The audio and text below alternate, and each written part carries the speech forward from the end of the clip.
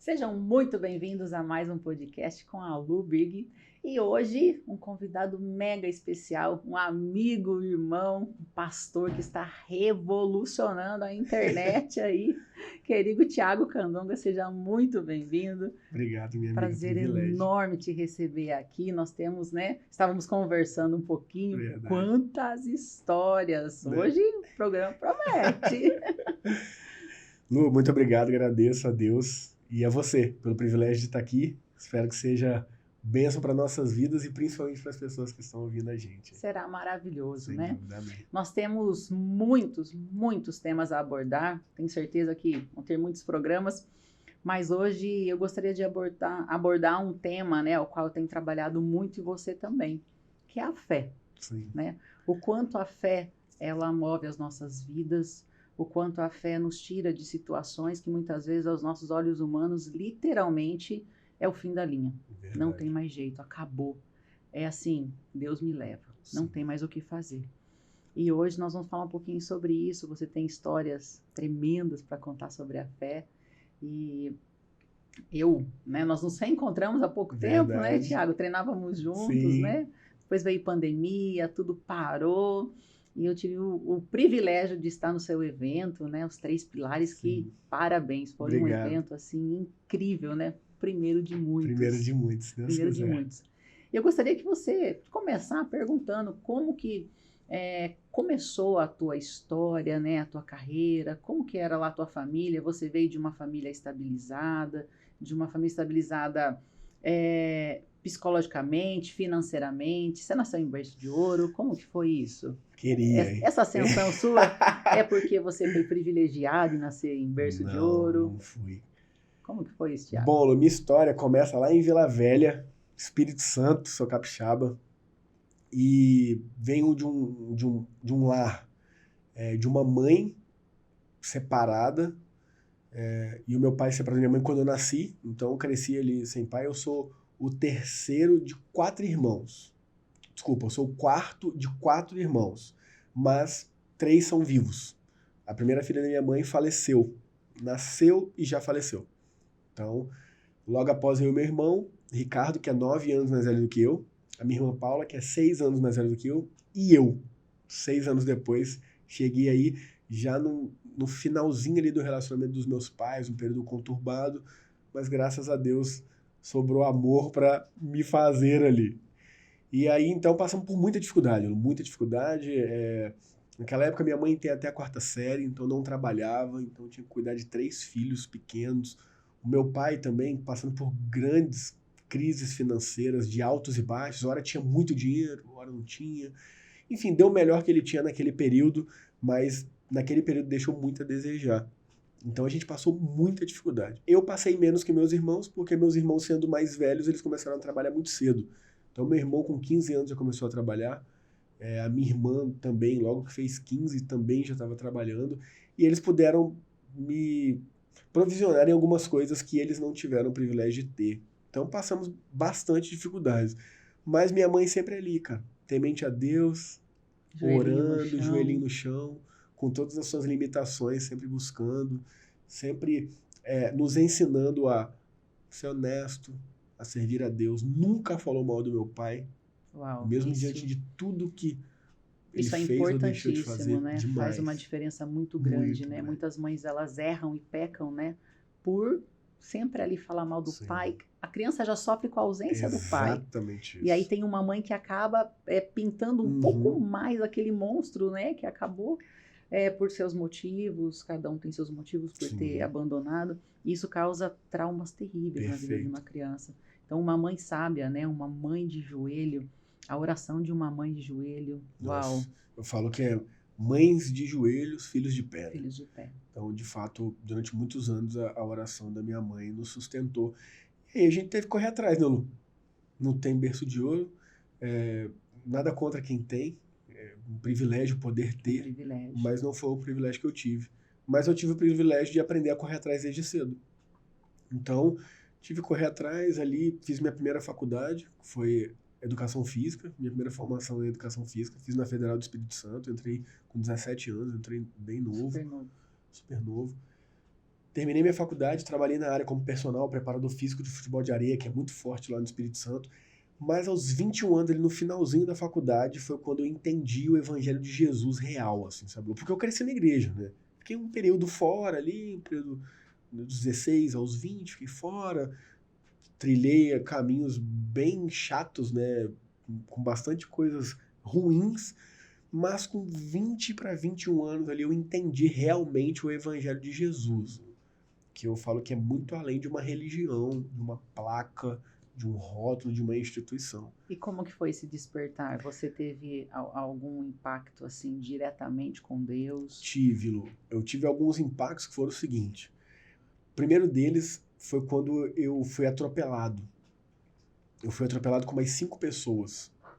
E dessas 5 pessoas, totalizando 6 comigo, 4 morreram e só sobreviveu eu e meu amigo. Não, que loucura. E esse meu amigo ficou uma semana de cama e eu fui atropelado e levantei na hora. E foi uma cena assim, aquela cena de boliche, não tem? O carro vem, pega todo mundo, joga pro alto. E por que que eu não sofri os danos? Porque o carro pegou numa pessoa e a pessoa bateu em mim. Quando a gente voou, eu caí em cima da pessoa e fui pra frente. Aí você entende a passagem que o Senhor diz assim: e aos meus anjos eu darei a ordem ao teu respeito. favor, É né? exatamente isso. E ali, diante daquela cena, era uma avenida movimentada, muita gente veio e uma pessoa já tinha morrido na hora ali. E aí uma pessoa me perguntou se você acredita em Deus? E eu falei, acredito. Eu sou da igreja, não frequentava na época, né? Tava meio mais pra lá do que pra cá, mas acreditava em Deus. E ela falou, então acredite mesmo, porque Deus te deu uma nova chance aqui. E ali você começa a repensar algumas coisas, mas não foi suficiente. Continuei ali do mesmo jeito. Até que, em um momento, Lu, olha que interessante, eu estava numa balada.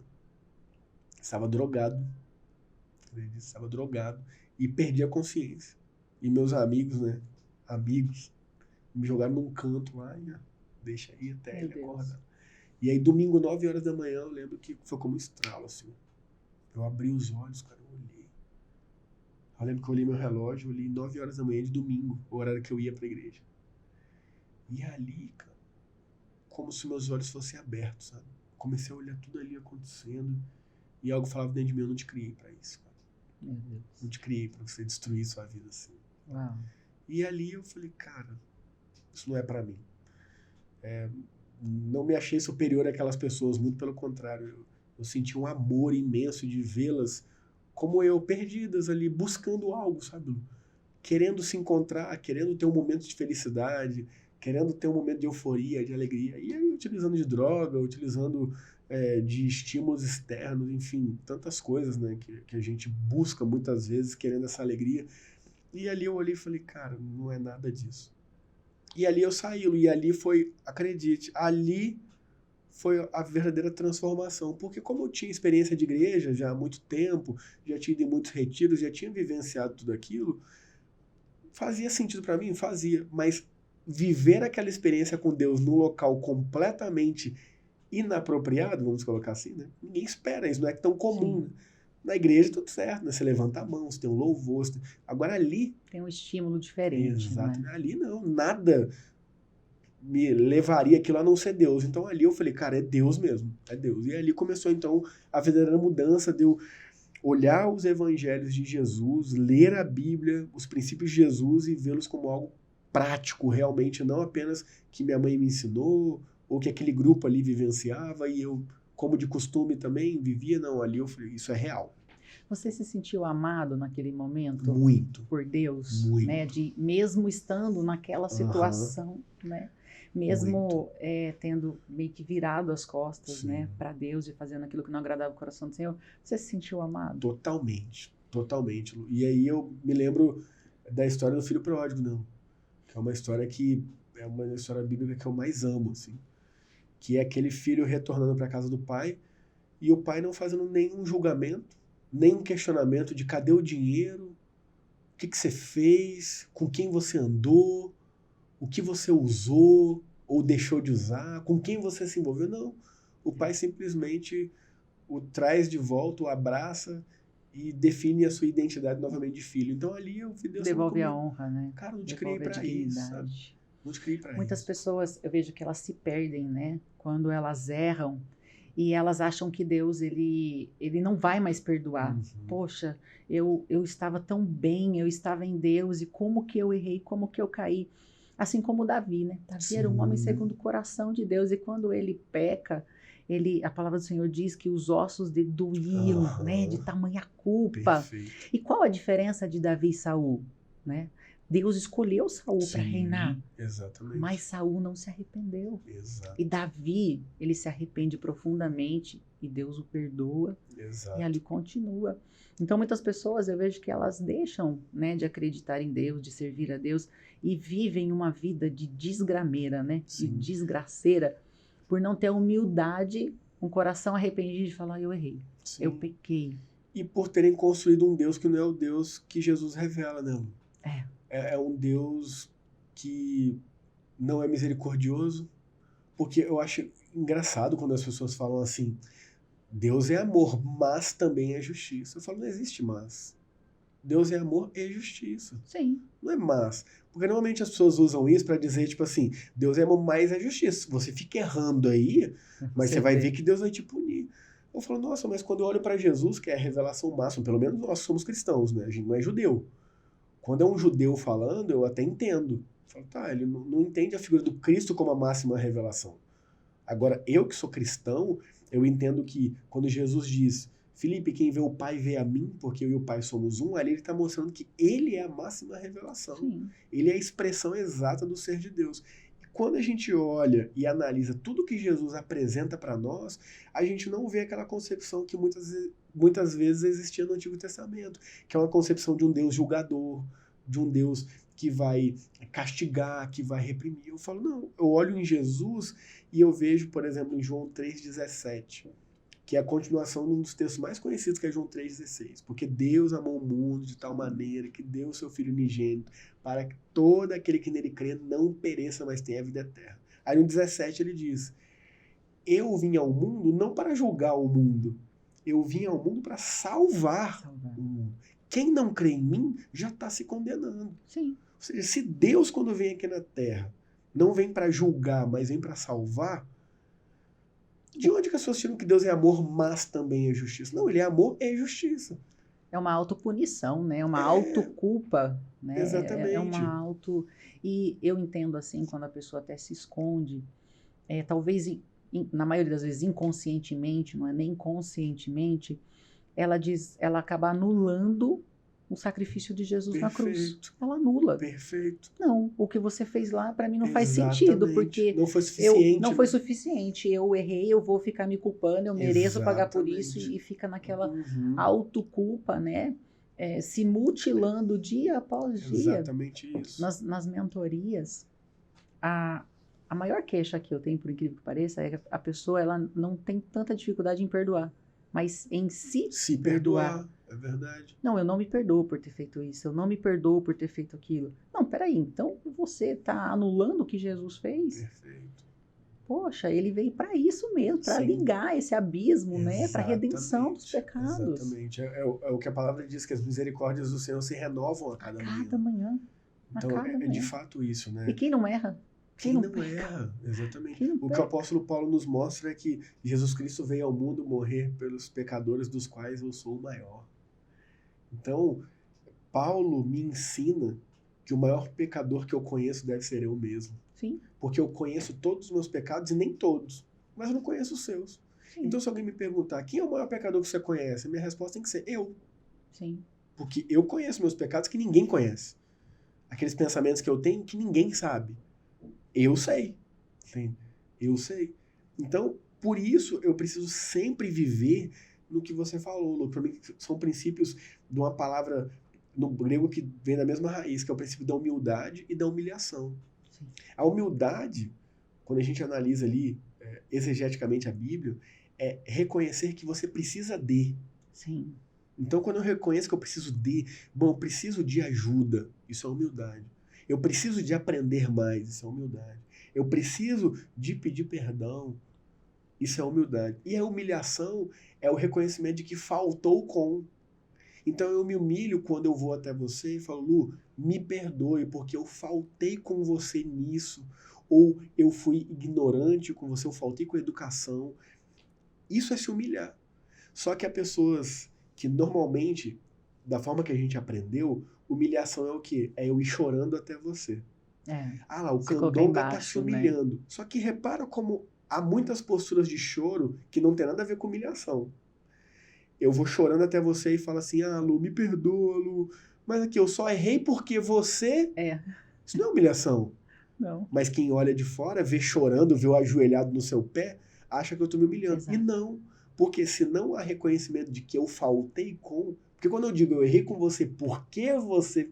Eu tô justificando o meu erro. Sim. Eu não faltei, quem faltou foi você. Por isso que eu faltei. Isso, Ou seja, não é humilhação. Enquanto eu posso ir até você humildemente e me humilhar dizendo, Lu, me perdoe, eu falhei com você porque eu fui mal educado com você. Então você me perdoa? Isso é se humilhar, biblicamente falando. Sim. E as Pode pessoas... vir com choro, Lu? Sim, pode, claro. mas não necessariamente. Coração contrito. E as pessoas confundem muito também, que elas pensam, elas dizem, né, muito isso, é que os humilhados serão exaltados. A palavra de Deus não diz isso.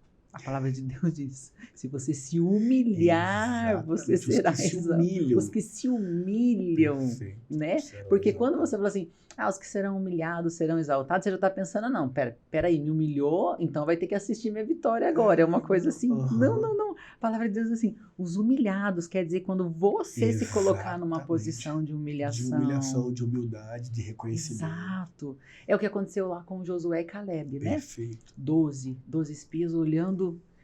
E muitas pessoas também pregam assim, que Moisés duvidou da promessa, aí por isso ele mandou 12 espias. Não. Deus pediu para Moisés, manda os 12 espias para o quê? Para se preparar. Lógico. O que tem lá? O que vocês vão enfrentar? O que vocês precisam para entrar? Perfeito. Então vai analisar, vai fazer lá o teu planejamento para você ser assertivo. E aí você vê 12 homens olhando para a mesma coisa, 10 decidiram olhar somente para os obstáculos, para as dificuldades. E 2, gente, tem gigante, mas Deus é conosco, Deus não está mais com eles, nós vamos vencer. E quando aquele povo começa a reclamar, e Deus se ira, claro, né? Poxa, 40 anos, milagres, prodígios, maravilhas, e vocês estão reclamando, o que mais vocês querem? Cara, a terra está ali, vocês estão olhando. E aí, Caleb se rasga a roupa, né? Sim. Como humilhação, se humilha. Perfeito. Gente, peraí, Deus prometeu, Ele vai cumprir. Vamos para cima, vamos continuar. Tem gigante, mas nós vamos vencer. E isso também faz com que muitas pessoas parem no meio do caminho, né? Deus deu a promessa, qualquer obstáculo, qualquer gigante. Não, o que é isso? Não, vou parar, vou desistir, não vou continuar. E você tocou num ponto que eu acho muito, muito relevante a gente falar, que era algo que eu mesmo tinha um certo incômodo quando eu ouvia. Por exemplo, Deus se irou. Eu falava, nossa, mas Deus se irou, Deus se ira. E aí a gente vê, né, Jesus dizendo, irai-vos, mas não pequeis. A vida inteira a gente aprendeu que o sentimento é ruim. Sim. Então, você não pode sentir raiva. Você não pode sentir medo. Crente não pode sentir raiva. Não pode. Crente não pode ter medo. E, na verdade, a gente vive uma repressão dos sentimentos. Sim. Enquanto o sentimento por si só é só um sentimento. Não existe sentimento ruim. O que é ruim é o que se faz a partir do sentimento. É o não controlar o sentimento, por exemplo, mas você é um homem de Deus, você é uma mulher de Deus, você não pode sentir raiva. Claro que eu posso. Eu sinto raiva da injustiça. Porque eu sou ser humano, né? Eu sinto raiva da maldade. Eu sinto raiva dos maus tratos. Eu sinto raiva da corrupção. E isso não dirige diretamente a pessoas, mas a situações. A situação. Entende?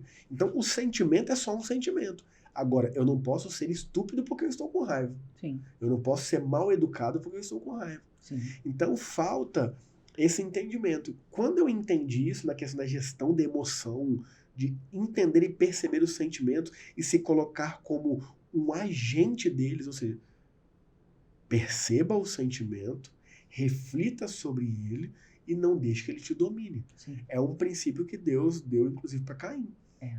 O seu pecado será contra você, mas cumpre você dominá-lo. Qual era aquele pecado ali? A inveja do irmão. Sim. Às vezes a gente vai ter. O inimigo tá ali na porta te esperando. Sim. Às vezes a gente vai ter Ei, perceba, acolha aquele sentimento, reflita sobre e haja em conformidade com o que é certo. Sim. Então, isso é muito importante as pessoas refletirem. E muitas pessoas também, elas reprimem, né, como você falou, principalmente o cristão, né? Ele reprime esse sentimento, ele não pode ficar triste, ele não pode ter depressão. Até Jesus teve, né? Ele sentiu uma tristeza de morte profunda. Suar sangue. Então, a pessoa não pode ter depressão, ela não pode ficar triste, ela não pode ter raiva. Não, peraí, não é anjo, é ser humano. Sim. Então o que a pessoa faz? Ela começa a engolir, né, essas emoções e aí o corpo paga. Lógico. Aí as doenças começam a se aflorar. Câncer, alergia, né? O próprio Davi, quando pecou e guardou aquilo, ele sentia dores nos ossos. Exatamente. Então, osteoporose, artrite, todas as ites, porque sentimentos reprimidos. Sentimento de mágoa, sentimento de ódio, a pessoa se cala porque ela acha que porque ela é crente ou ela é cristã, ela não pode falar. Perfeito. Você pode falar. E vai adoecendo. Você pode discordar, você pode dizer não. Tá tudo bem com isso, deve. É o que você falou, é fazer a gestão, né? Porque eu tô com raiva que eu vou sair batendo em todo mundo, gritando, dando uma de louca, né? Então é fazer essa gestão das emoções. Eu falo que toda repressão gera uma obsessão. Você pode vê-lo. Onde há muita repressão, há obsessão. Sim. Eu falo porque quando você faz uma leitura rápida, por exemplo, o corpo carcerário brasileiro, 70% cresceu em igreja. Sim. Cara, como que pode? Aí é fácil, né? Ah, mas é culpa do diabo. Tudo é culpa do diabo. A gente se isenta da nossa responsabilidade. Sim, que é mais fácil, né? Lógico, né? É culpa do diabo. É o princípio lá do Gênesis, né? Adão, você errou. Não, eu não. A mulher que o Senhor me deu. A culpa é dela. Mulher, não, a serpente que o Senhor criou. No fim, só faltava a serpente falar, Deus, quem me criou foi o Senhor. Você, ou seja, a culpa no final é de Deus ainda. Porque é sempre se eximindo das responsabilidades. Então, quando a gente fica olhando muito para fora, e eu vejo muito isso. Não, porque a universidade, não porque é lá fora, não porque é a música, não porque é lá fora, não porque é o Netflix, é porque é lá fora, lá fora, lá fora, lá fora, lá fora. Eu falo, ei, olha para dentro. Você tá olhando tanto pro cisco lá fora, você não tá vendo a trave no seu olho, que é o que Jesus disse. Sim. Então, enquanto eu ficava olhando para fora, e sim, lá fora tem problema, muito. Mas, ei, eu vou olhar para dentro da minha casa. Sim. Porque é muito fácil eu achar que porque meu filho assistiu um filme, ele ficou rebelde. Mas difícil é ver que eu, como pai, às vezes estou me isentando porque eu vivo pro trabalho e esqueço da minha família. Exato. Ou eu vivo pra igreja, tá? Porque tem muitos também. Sim. 7 dias na semana de culto atrás de culto, culto atrás de culto, e a família cuidando de abandonada outras pessoas, né? E aí quando as coisas acontecem, é o inimigo. Porque a universidade... Ei, olha pra dentro da sua casa. Cuida dos seus, olha pra você. E muitas vezes também, a culpa ou é do diabo ou é de Deus.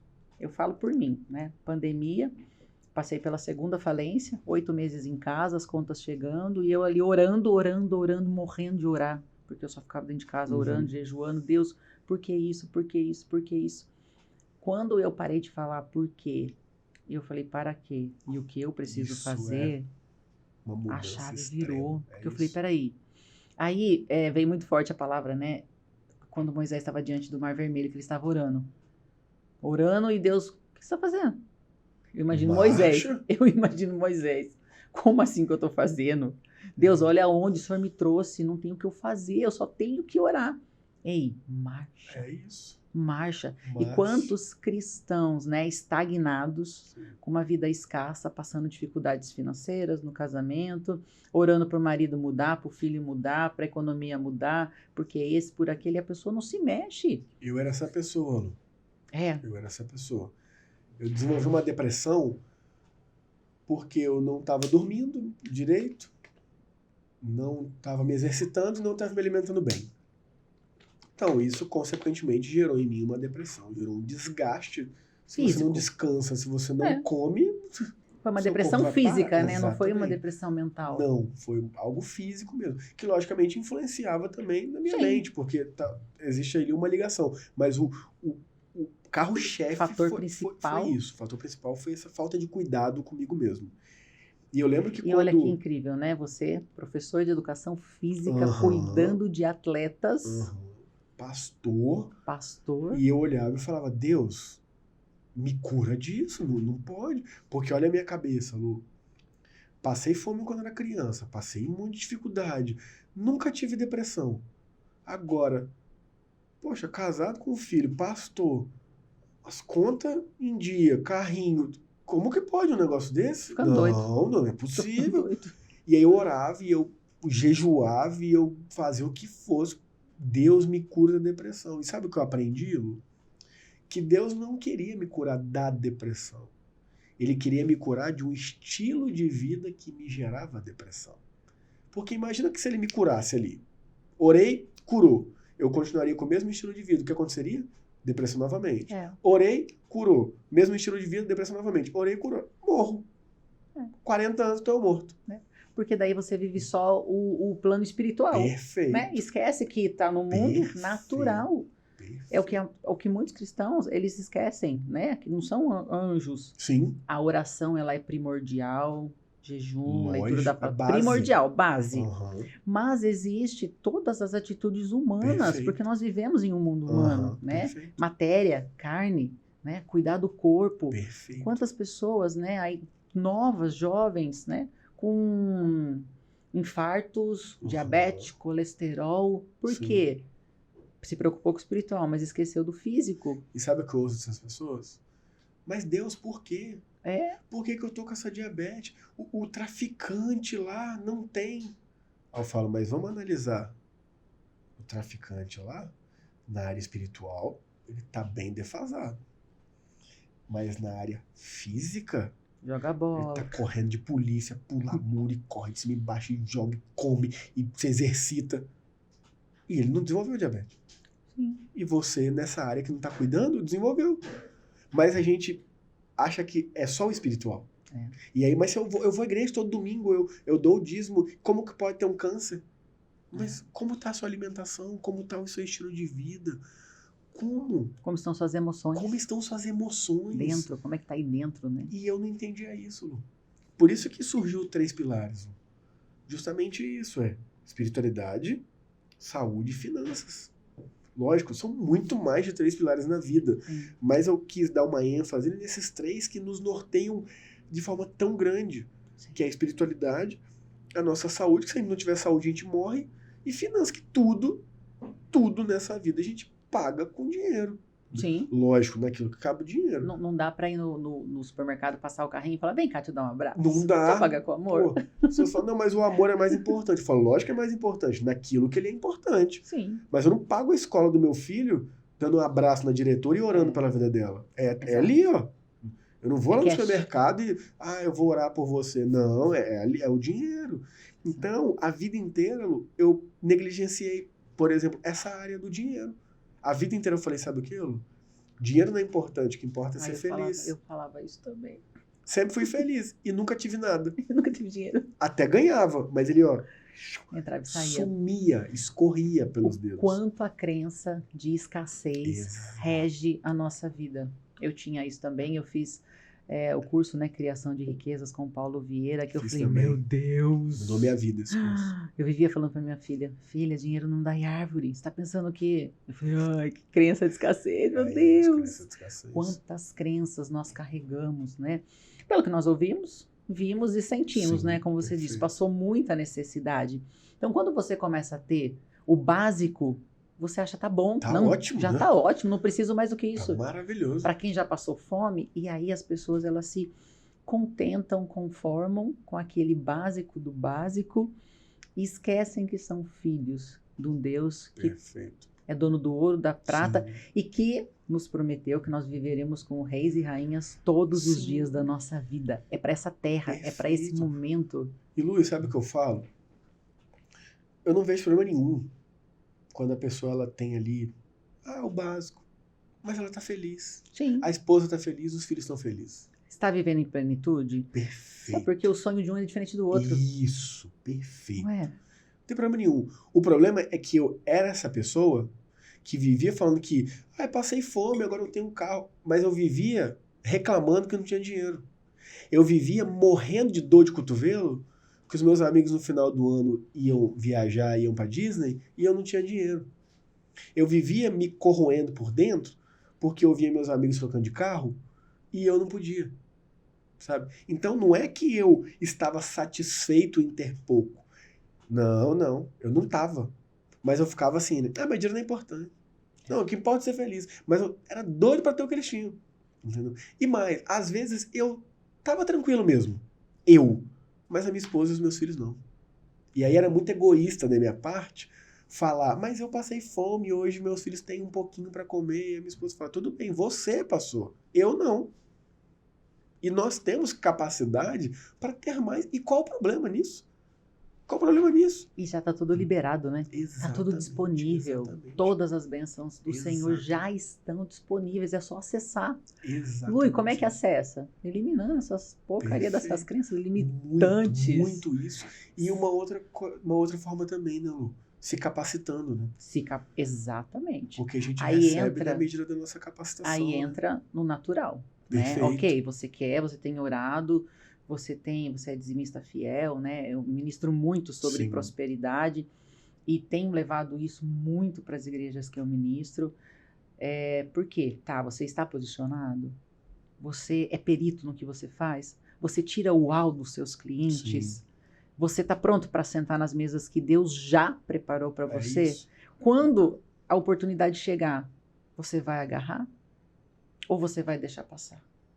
E quando nós sabemos quem nós somos, até por isso, né, a minha mentoria Identidade Implacável, Sim. Eu entendo que quem sabe quem de fato, como Davi. Sim. Cara, tá todo mundo tremendo de medo, por quê? Quem é esse? Esse cara grandão aí? Fichinha. Matei um urso que era a mesma estatura. Então ele chega lá pequenininho, tentam colocar uma armadura nele, que não fazia parte Sim. da essência dele. Não preciso disso daqui não, pode deixar. Aquele gigante, o que todo mundo estava vendo ali, um obstáculo enorme, um medo, um temor, Davizinho viu, é grande, facinho de acertar. Porque ele sabia quem ele era. Perfeito. Então, quando uma pessoa sabe qual é a sua identidade, nada nem ninguém paralisa. Exatamente. Né? Pode a pessoa chegar, não, você não vai conseguir. Imagina, Candonga, menos, vai, menos, Candonga.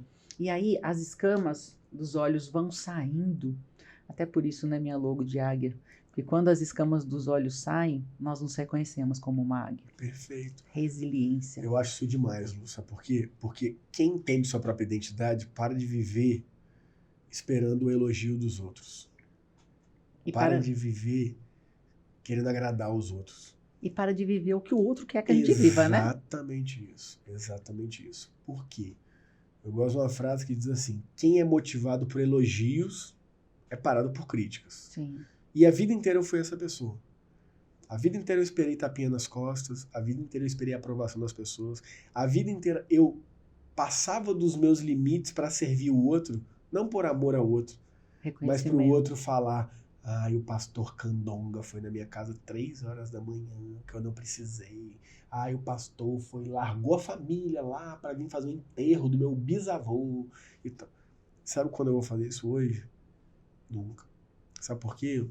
Porque eu sei qual é a minha prioridade hoje. Sim. Enquanto eu deixei minha família nas férias para vir agradar o outro, eu até agradei esse outro, mas eu deixei uma ferida aqui na minha família. A palavra de Deus diz, né? Aqueles que negligenciam da própria casa são pior. É isso. Pior. Então, quanto eu já fiz isso na minha vida? E esse entendimento. Hoje, vou dormir, eu tenho 2 filhos pequenos. Tenho um filho de 6 anos e uma filha de 3.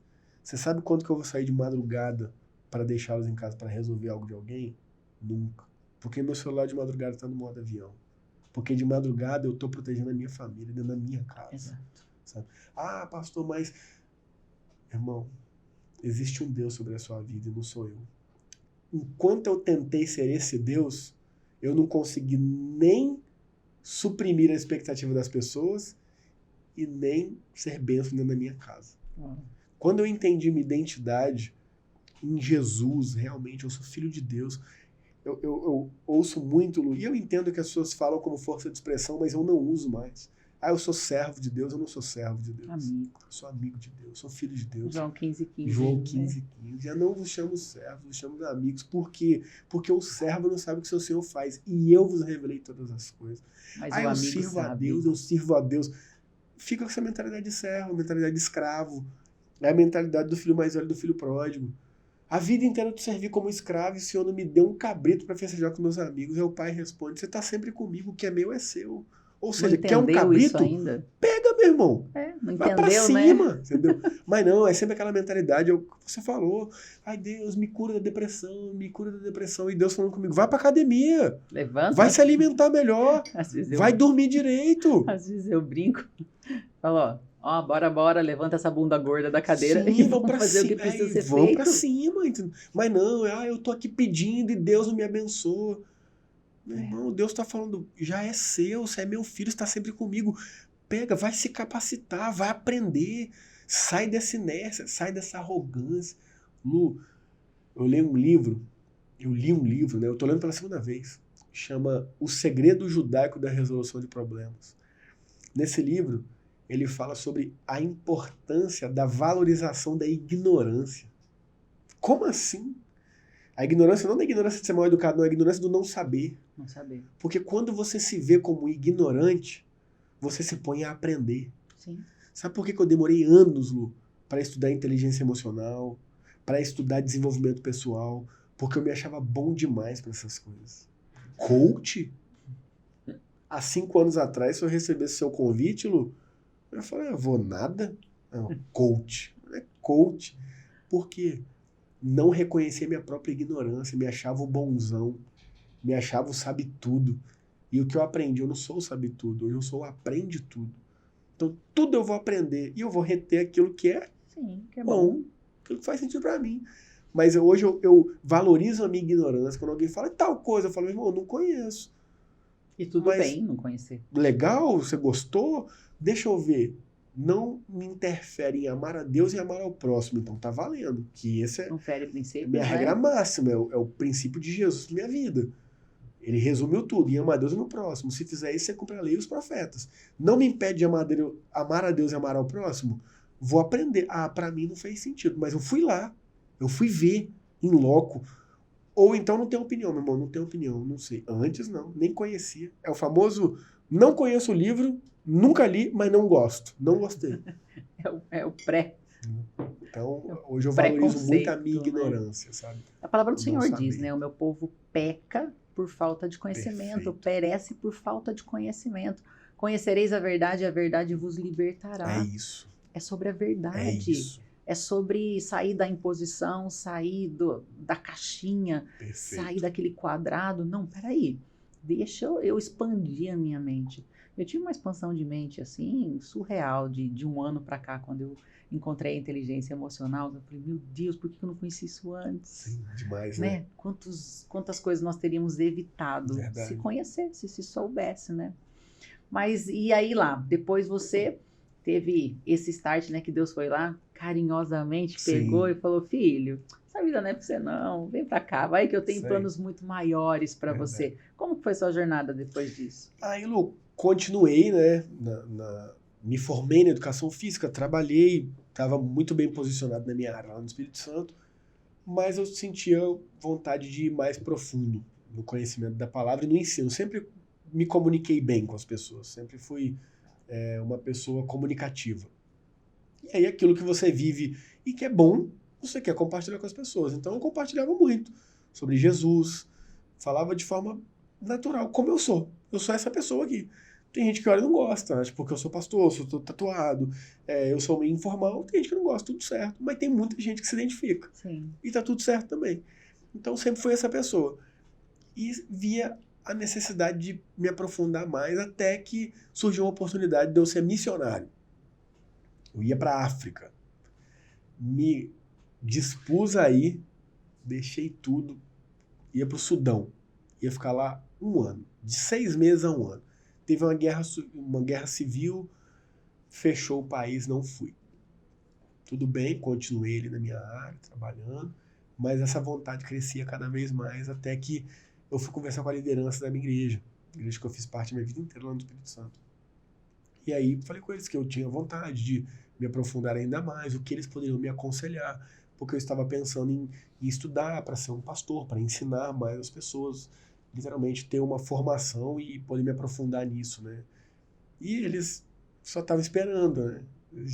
Eles já identificavam isso em mim, mas não me falavam para não forçar algo que às vezes poderia ser algo que eles viam, mas tinha que partir de mim, né? E aí muitas pessoas perguntam, quando foi seu chamado? Eu falo que o meu chamado foi quando eu li algo na Bíblia que diz lá em Mateus 28:18, ide por todo mundo pregar o evangelho a toda criatura. Eu acho que as pessoas espiritualizam muito, sabe? Espera aparecer uma nuvem de fumaça, né? Um anjo veio. Eu não queria poder ter uma história linda dessa pra contar, sabe? Um anjo veio, me deu um bilhete, eu abri lá, escrito em dourado, vá, você passou. Não. Ali eu vi um imperativo que eu falei, eu posso fazer isso na minha profissão, como educador físico? Posso, até porque a gente fala de Jesus e vive Jesus em qualquer uma das nossas vocações, mas eu me vi ali podendo fazer algo de forma mais intensa nessa vocação pastoral. Então eu gosto de uma frase de um homem chamado Charles Spurgeon, que ele diz assim, uma oficina mecânica e um púlpito se tornam igualmente sagrados quando o que é feito ali visa amar a Deus e amar ao próximo. Então essa ideia também de, eu sou pastor, então eu sou agora mais espiritual do que o caixa do supermercado. Não, em Jesus isso não é a verdade. Até porque Jesus disse, né? No mundo secular tem o gerente, tem o dono, tem o rei, tudo certo, é assim. Mas entre vocês, não. Entre vocês, quem quiser ser o maior, seja o servo de todos. Quem quiser ser o primeiro, seja o primeiro a servir. Então ali eu vejo, Lu, que quando a gente fala sobre Jesus Cristo, que é Deus, e eu creio nele como Deus, o Salvador da nossa vida, na eternidade e aqui neste mundo, ali eu creio que ele está definindo um estilo de vida que não traz uma hierarquia como acontece aí no meio corporativo, e tá tudo certo. Mas eu vejo ele trazendo um princípio de que aqui, meu irmão, é todo mundo igual. Quem quiser ser o maior vai servir. Então, por isso que, para mim, eu sendo pastor e alguém lá na minha igreja que é caixa de supermercado, meu irmão, tá tudo certo. Eu estou num papel de ensinar, porque eu tenho uma formação para isso. Eu recebi um dom para isso. Assim como você recebeu este dom de servir e de fazer isso, porque eu não vou fazer isso. Eu não vou fazer isso. Então, de alguém, né? Perfeito. Somos igualmente capacitados e habilitados por Deus para servi-lo. Mas a minha história nesse ponto foi assim. E aí eu me mudei para São Paulo, vim estudando Mackenzie aqui, porque a minha denominação é a Igreja Presbiteriana do Brasil, e o Mackenzie é da minha denominação, né? É a Universidade Presbiteriana Mackenzie. Então eu vim estudar aqui, e como eu vim para Limeira? Como eu estava em Campinas estudando, comecei a fazer um estágio numa igreja aqui. E aí por isso que eu vim para cá, e aqui eu não saí mais. E não pretendo sair não, então. Eu amo essa Limeira aqui. O pessoal fica, daqui a pouco você vai para São Paulo. Eu falo, vou nada. Eu amo Limeira. As pessoas me perguntam muito sobre propósito. Lu, como que eu descubro o meu propósito? Legal. E o que você diria sobre isso? Para uma pessoa que está meio perdida, né? Como que eu descubro o meu propósito? Demais, Lu. Que pergunta sensacional. Ô, Lu, o meu propósito é seguir o que Jesus me ensina na sua máxima, que é amar a Deus e amar ao próximo. Tá, Candonga, você crê que esse é o propósito de todo ser humano? Sim. Mas para mim ficou genérico, entendo. Então, como que eu entendi o meu propósito de amar a Deus e amar ao próximo na prática aqui? A partir de duas coisas, Lu. Eu vejo que o nosso propósito de vida passa por dois movimentos. Por aquilo que a gente ama muito ou por aquilo que a gente sofreu muito. Aquilo que a gente sofreu muito e foi tratado em Deus, foi tratado a partir da nossa participação também, do milagre de viver e ser o milagre de Deus, nos gabarita para ajudar pessoas. Como você falou, eu passei por 2 falências. Cara, se tem alguém que pode incentivar pessoas e capacitar pessoas para estarem sempre evoluindo, independente das dificuldades e revés, é você. Nesta área, eu não tenho esse gabarito. Eu não posso ostentar, entre aspas, essa experiência de quebrei, fali? Não sei. Agora, eu posso dizer o que é ter depressão. Eu posso dizer o que é sair de uma formação em que eu estava bem e recomecei do zero em outro estado, longe da minha família, longe dos meus amigos. Porque doeu muito. Doeu muito. Mas me gabaritou para poder ajudar pessoas. E a outra coisa que define o nosso propósito é aquilo que a gente ama. O que você ama fazer? O que te dá prazer, né? O que brilha os seus olhos? Sabe? É isso. Uma coisa que brilha os meus olhos é ver as pessoas tendo a vida transformada a partir dos princípios de Jesus e da vida de Jesus na vida delas. E são movimentos distintos. Porque às vezes a pessoa fala, eu não creio em Deus, tudo bem, viva esses princípios. Ela vive e tem resultado. E ela tem uma vida transformada. Não tem como. E aí, eu creio também no outro movimento, que é a partir do momento que ela entende que Jesus é Deus, cara, ali a vida dela é completamente transformada. E pega o leme, né, do barco e fala, papai. Dirige aí. Vou seguir só o seu comando. Eu falo sempre, quando a gente ajusta, né, a nossa sintonia, né, que nem uma rádio, né, tá chiando, você vai lá e ajusta no canal dos céus. Perfeito. Cara, você começa a escutar com clareza. Não faz isso, faz aquilo, Perfeito. Faz isso agora, vai para esse lado, vira para aquele lado. E assim, as 2 vezes, né, que eu passei por essa falência, foi literalmente por erros meus, depois de passar por esse processo de inteligência emocional. Porque até então, culpava tudo e todos, né? Uhum. Foi na minha primeira, né, e única, e vai ser a última separação, né, que eu me separei do meu primeiro relacionamento. Então, aquela bagunceira que foi 2 anos que eu fiquei longe dos caminhos do Senhor, que daí foi os piores anos da minha vida. E agora, na pandemia, que tudo que eu sabia fazer, né, eu tinha uma empresa de 25 anos, tinha lojas em 4 cidades já há 8 anos, e eu tive que fechar tudo, literalmente, e fiquei dentro de casa, não tinha o que eu fazer. Eu já tinha, né, um patamar de vida já diferenciado, né, os gastos mensais que não paravam. Então, foi um momento muito difícil, que foi uma vez que, assim, que, com a cara no chão mesmo, clamando ao Senhor, Ele começou a me dar estratégias. Foi quando eu conheci o Paulo, comecei a pesquisar sobre os cursos, não tinha condição nenhuma de fazer o curso, nada. Meu marido falou, você é louca, você tá doida, a gente já tá apertado, você vai gastar isso num curso. Não. E a Mulher Sábia, ele edifica a casa, né? Ele estava viajando, foi pra Bahia, numa confraria de profetas.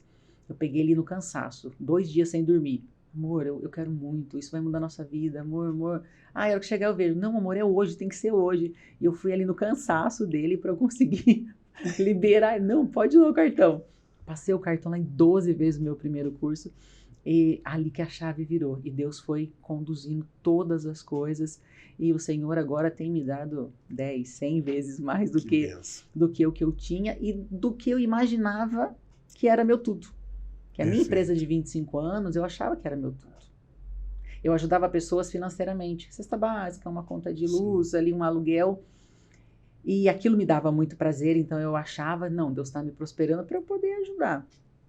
Mas hoje, cuidando de vidas e vendo relacionamentos sendo restaurados, a pessoa saindo da depressão, a pessoa está lá no fundo do poço, entulhada, e você dá a mão e você vê a pessoa do lado de fora ajudando outras pessoas, cara, isso, meu olho brilha, meu coração queima. É isso aí. Sabe, Lu, o que você mais gosta de fazer?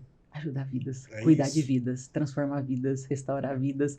A pessoa fala assim, Lu, não tem mais jeito. Cara, tem, eu já passei por isso. Ih, relaxa, vambora. E aí eu entendo, né, todos os perrengues, todos os problemas. É o que você falou, é a experiência, né? Porque quando você passou, achou que ia morrer, não morreu, deu tudo certo e você ainda se levantou mais forte ainda. Sim. Cara, é sobrenatural. Lu, existe um livro chamado O Maior Vendedor do Mundo, do Og Mandino. E nesse livro ele tem 10 pergaminhos que trazem verdades, né? E o sétimo pergaminho, se eu não me engano, ele diz, rirei mais da vida. E aí ele traz uma reflexão muito interessante, que para mim é totalmente bíblica. Porque quando Paulo, ele diz assim, alegrem-se. Mais uma vez vos digo, alegrem-se. Ele diz isso na carta aos Filipenses. E ele está preso. Está preso. E eu falo, como que pode um homem estar escrevendo uma carta que o tema central é alegria, se ele está preso? Porque ele entendeu que a felicidade não está nas coisas. E não está fora, ela está dentro. Está dentro. E ele também entendeu que muita coisa que hoje tira a nossa paz, daqui 10 anos a gente vai estar rindo. E não faz sentido. Quando a sua falência tirou sua paz, e sem dúvida deve ter doído demais, Muito. hoje você fala dela rindo. Porque passou. E graças a Deus. Graças a Deus. Então, eu pego esse princípio desse livro, que é totalmente bíblico, e eu falo, cara, a gente tem que rir mais das coisas da vida, porque às vezes hoje quem tá chorando, daqui 2 anos ele vai estar rindo. Então, pra quem tá chorando hoje? Sabe? Reflita, veja a vida de uma outra forma. Busque em Deus uma expansão de mente. Por quê? As pessoas falam muito isso. Ah, mas não tem jeito. Eu falo, para com isso. Olha essa história, Lu. É uma história conta que um homem, ele foi incriminado pela morte de uma criança, mas ele era inocente. Mas ele foi incriminado porque o rei não gostava dele. O rei tinha um ranço dele. O rei tinha inveja dele, porque ele era muito feliz. E o rei não gostava dele e o incriminou. E ali, em completo desespero, ele sabia que ele ia ser condenado à morte. Ele sabia disso. E ele chamou um sábio, pediu lá na cadeia um sábio, como último pedido dele, o sábio foi lá e falou, sábio, já era, não tem o que fazer, eu vou morrer. O sábio falou, sempre existe um jeito quando estamos ligados a Deus e com a mente aberta e os olhos abertos para ver. Ele, mas não tem como. Creia em Deus e abra sua mente, abra os seus olhos. E ali o sábio falou, isso foi embora. Ele falou, tá. E o rei chegou no dia, lá no julgamento, e falou, ó,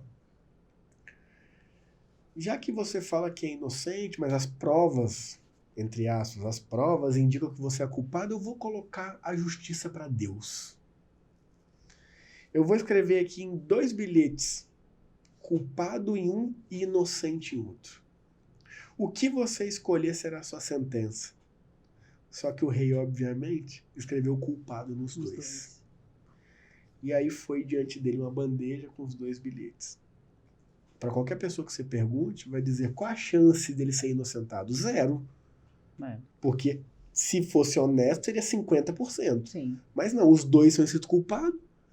E ali ele, numa fração de segundo, falou, Deus, abra minha mente, me faça ver o que eu não consigo ver com os olhos humanos, mas o Senhor consegue. E ali, Lu, ele pegou um papel e engoliu. Engoliu. E aí o rei falou, ué, o que você fez? Tá doido? Como é que a gente vai saber o que você escolheu? Ele falou, é só abrir o que ficou. O oposto do que ficou é o que eu escolhi. Quando eles abriram o culpado, automaticamente ele escolheu o quê? Inocente, ele foi inocentado. Então, sempre existe um jeito. Sim, sempre. E se não existe um jeito, tá resolvido. Tá tudo certo. Tá resolvido. Então, a gente tem que parar de crer de forma errada. Porque a gente diz assim, a pessoa não tem fé. Lu, eu não acredito em falta de fé. Eu acredito num princípio, que é uma opinião minha, tá? Assim como a física diz que não existe escuro, mas sim ausência de luz, eu acredito que não existe ausência de fé. Eu acredito que a pessoa tenha fé errada. E qual é a fé errada dela? Não vai acontecer. No foco errado. Não tem como resolver. E se assim ela crê, assim acontecerá. Exato. Jesus diz, vocês receberão na medida da sua fé. Então a pessoa diz, ela não tem fé suficiente. Não, ela tem. Ela tem de que não vai dar certo, de que não vai acontecer, de que não vai resolver. Então é isso, tá tudo certo. Já aconteceu. Já aconteceu. Assim como deseja a sua alma, assim tu és. Assim tu és. Entende? Desejou, aconteceu. Perfeito. Então, hoje eu trabalho a minha mente não numa ideia de pensamento positivo, não. Apesar de entender que existem sim os benefícios de se pensar positivamente, mas hoje eu vivo muito nessa perspectiva que você trouxe, não do porquê, mas do pra quê, e na lógica de eu nunca perco, ou eu ganho ou eu aprendo. Exato. Ou eu ganho. Então quando você vive dessa forma, você não perde. Não aconteceu como eu esperava. Tudo bem, por que não? Vamos analisar. Identifiquei aqui, ó. Às vezes o erro foi meu, às vezes o erro foi do outro. Tudo bem, mas eu aprendi. próxima vez eu consigo. O que não fazer. Próxima vez eu consigo. Thomas Edison tentou 10 mil vezes fazer a lâmpada e quando perguntado como você se sentiu em errar 10 mil vezes? Eu falei, não errei 10 mil vezes. Eu só descobri 10 mil formas que não funcionavam. Exato. Essa é a mentalidade que é totalmente bíblica. Mas não, a gente prefere ficar, mas não tem como. Mas é fácil falar. Então continue pensando assim. Enquanto eu pensava igual você, Exato. nada aconteceu na minha vida. Quando eu mudei minha mente, que é um princípio totalmente bíblico também, de Romanos 12:2, não se conforme com este mundo, mas transformai-vos pela renovação da vossa mente, Exato. para que experimentem a boa, agradável e perfeita vontade de Deus. Quando eu comecei a renovar minha mente, É sobre isso. sair dessas crenças de que eu trazia lá de trás, de Deus, de escassez, de casamento, de tudo. Tudo mudou. Tudo mudou. Ou seja, quando eu mudei, tudo começou a mudar. O governo continua o mesmo, as crises continuam as mesmas, os desafios continuam os mesmos, mas as coisas estão acontecendo. Por quê? Porque eu mudei. Renove a sua mente. É isso. E você vai renovar a tua vida. É isso. É sobre isso. Sobre isso. É sobre Creio, aonde nós totalmente. colocamos os nossos olhos. E o que também acho que é bacana a gente dizer, é o que você falou, renove a sua mente. Tá, como que eu vou renovar minha mente, Lu? Com tudo aquilo que você vê, ouve Perfeito. e faz. Perfeito. Por quê? O que é a oração?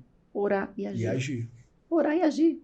Você tem agido em direção aos seus sonhos? Você Isso tem aí. agido de uma maneira diferente? Tem plantado coisas novas para Perfeito. colher coisas novas?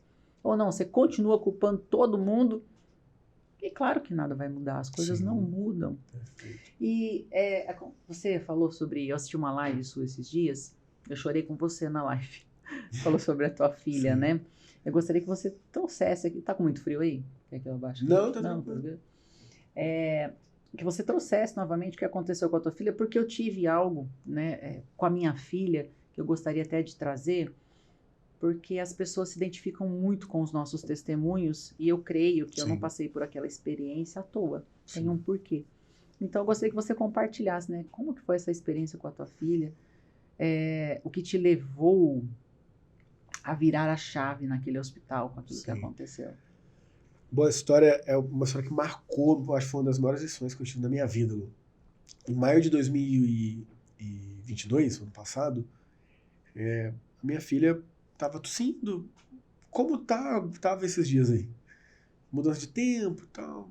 Fui levá-la no hospital numa visita de rotina.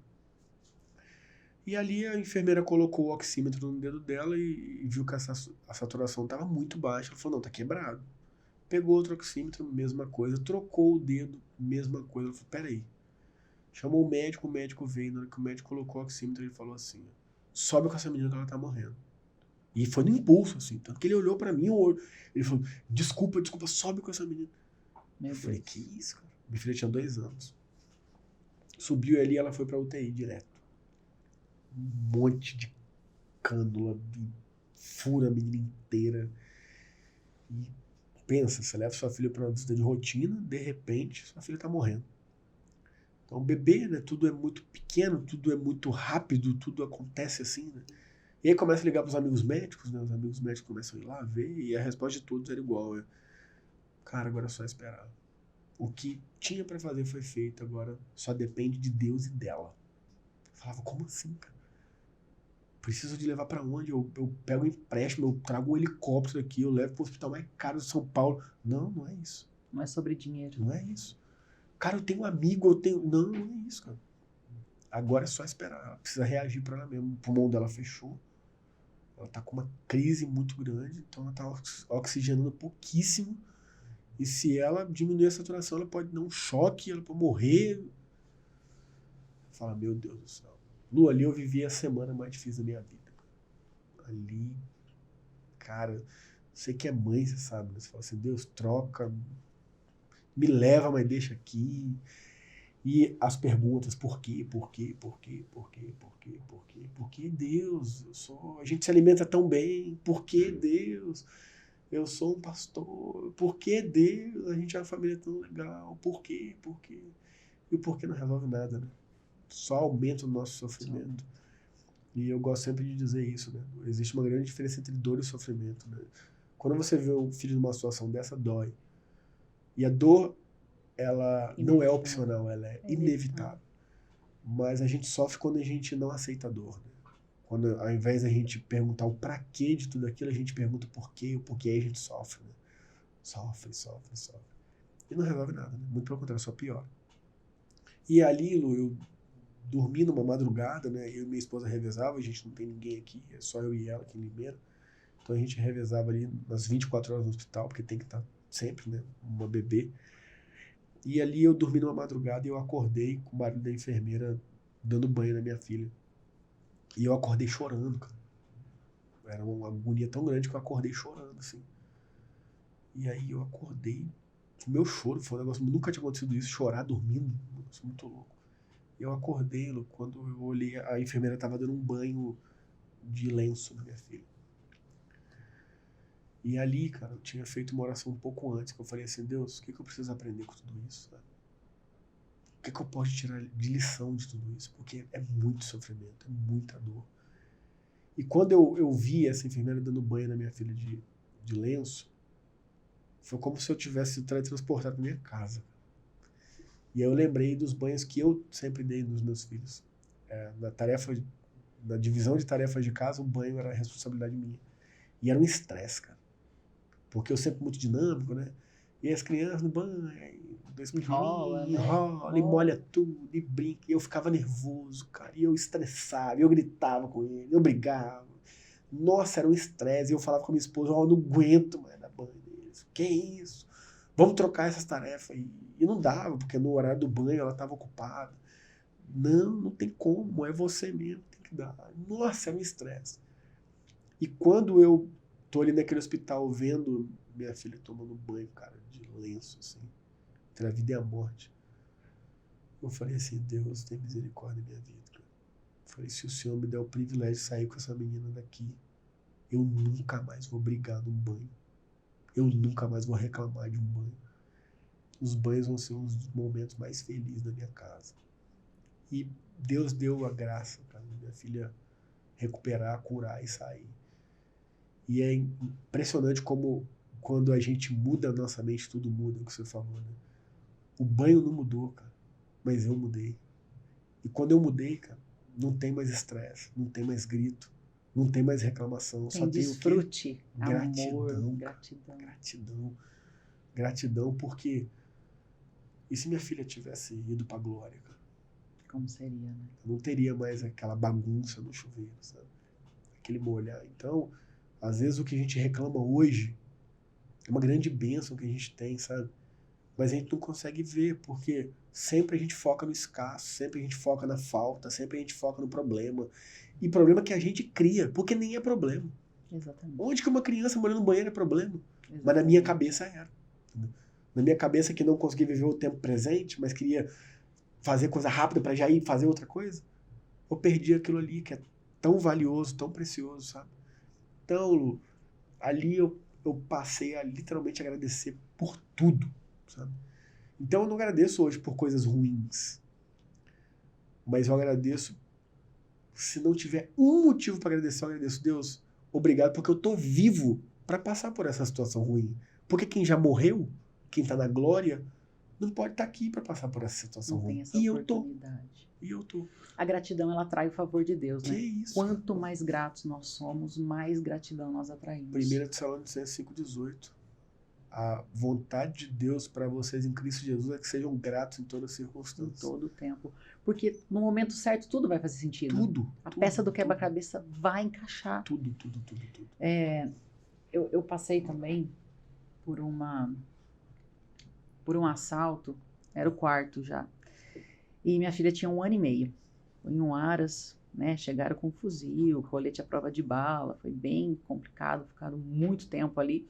E eu fiz de tudo para minha filha não perceber o que estava acontecendo, tentando proteger ela de alguma maneira. Mas ela percebeu. E desde aquele dia ela começou a desencadear muito medo, muito pânico. Ela segurava na minha blusa, ela não queria ficar na escola. Troquei ela de escola, achei que tivesse acontecido alguma coisa na escola. Ela não queria mais ficar com a minha sogra, que ela amava ficar. E aquilo foi aumentando, de puxar cabelo. Isso foi durante 1 ano e meio. Olha como que é. E eu, né, na igreja, fiel, mas eu não conseguia enxergar o que tinha acontecido ali de fato. E quando ela tinha ali 3 anos, um dia me chamaram para orar em um hospital por uma menininha. Ela tinha 2 aninhos, já fazia 8 dias que ela não se alimentava. Ela estava assim transparente, os médicos já tinham virado ela do avesso, não achavam que ela tinha. E me ligaram e eu falei, não, eu vou. E ela estava no hospital em Bauru. Daqui em Bauru são umas 3 horas mais ou menos. Sim. Eu entrei no meu carro na frente da minha empresa às 5 horas da tarde e minha cunhada me ligou. Lu, corre aqui que a Valentina está tendo uma crise, uma das piores que eu já vi.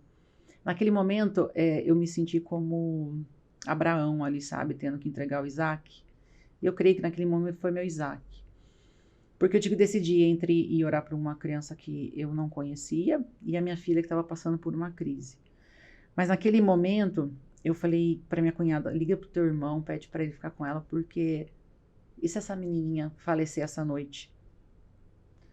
Quando Deus me confiou, né, um dom, ele confiou porque ele sabia que eu ia usar daquele dom. E naquele momento eu falei, eu vou para Bauru. Eu fui chorando aqui lá, por saber que a minha filha estava mal. E eu entrei naquele hospital, eu me ajoelhei naquele chão e eu orei com toda a fé, como se fosse a minha filha, Sim. por aquela cura. E o Senhor naquele dia curou aquela menininha. À noite ela já pediu uma mamadeira. Depois ela pediu comida, ela comeu. A médica falou, olha mãe, não tem mais por que segurar ela aqui, pode ir embora. E no dia seguinte, que eu fiquei sabendo que ela teve alta, eu fiquei muito feliz, muito alegre. A minha filha chegou nesse ponto, eu liguei para uma terapeuta, porque eu era muito contra terapeuta, psicólogo. Falei, não, sou crente porque eu vou precisar de ajuda, né? Sou super mulher maravilha, eu não preciso de ajuda. E ali eu liguei para uma terapeuta, conversei com ela, agendei a sessão. Quando eu desliguei, o Espírito Santo disse, você está procurando o lugar errado. Você não viu o que eu fiz naquele hospital? Naquele momento eu pedi perdão para o Senhor. Eu falei, Senhor, me perdoa. Porque muitas vezes está tão próximo, né? A palavra do Senhor diz que o Senhor não resiste a uma oração de um coração contrito. Verdade. E aí eu cheguei em casa, coloquei minha filha na cama e ali eu orei, chorando. Falei, Senhor, apaga da mente dela aquele dia. Porque a minha ficha caiu, que era por conta do assalto, porque nós tínhamos um cavalo na época, no Aras. Eu montava, ela montava também, com 1 ano e meio. E quando ela já estava com 3 anos, eu falei, filha, você quer ver o seu cavalo? Ela falou, o meu Blue. Ela lembrou do nome do cavalo. Falei, o Blue. Quando eu cheguei no Aras, tinha vários cavalos parados, e ela foi direto nele. Mãe, o meu Blue. Aí eu liguei. Falei, gente, se ela lembra do cavalo, ela lembra do assalto. Então, por isso que ela tá com esse medo todo, por isso que tá acontecendo tudo isso. Aí foi aí que eu liguei para terapeuta, porque eu não sabia, né, como lidar com aquela situação. E aí eu orei ao Senhor para que ele apagasse aquela cena daquele dia. E aquela noite, depois de 1 ano e meio, ela dormiu a noite toda. De manhã, quando eu fui acordar para colocar a roupa da escola, que já era uma briga, né, porque ela não queria ir para a escola, não queria pôr a roupa, não queria ficar longe de mim, porque ela associou que eu fui o porto seguro dela naquele momento de tensão. Então, sair de perto dela, ela vai sair, pode acontecer alguma coisa, eu posso não ver mais minha mãe. E ela, quando eu acordei ela, coloquei a roupinha nela, ela olhou bem no meu olho e falou assim, mamãe, fica tranquila, eu nunca mais vou chorar para ir na escola. Naquele momento eu caí de choro agradecendo a Deus, porque eu tive a certeza que Deus apagou da mente dela aquela cena. Porque se eu não tivesse exercido a minha fé naquele momento, crendo que Deus poderia apagar, poderia reverter, poderia curar, talvez ela teria que fazer terapia pelo resto da vida. Verdade. Né? Talvez ela poderia levar essa síndrome do pânico até a fase adulta.